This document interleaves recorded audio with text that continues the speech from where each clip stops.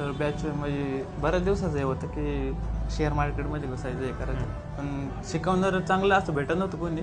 तुमचे व्हिडिओ बघत होतो असे यूट्यूबर नाही का, मग इथं आम्ही कंपनीत होतो, पण म्हणलं चला चालूमध्ये हे पण होऊन जाईल. मग एक दिवस आलो तुमच्याकडे, पण तुम्ही नव्हते. मग परत आलो तर तुमची आमची भेट झाली, तर तुम्ही सांगितलं समजून असं तसं. मग आम्हाला पण ते आवडलं, इंटरेस्ट जसं वाढला मग आम्ही लावला क्लास लावलो. तर तुमची पद्धत सांगायची म्हणजे वेगळीच सगळ्यापेक्षा नाही का, सोपं एकदम अवघड जायचं विषयच नाही काय, जे आहे ते खरं आणि स्पष्ट.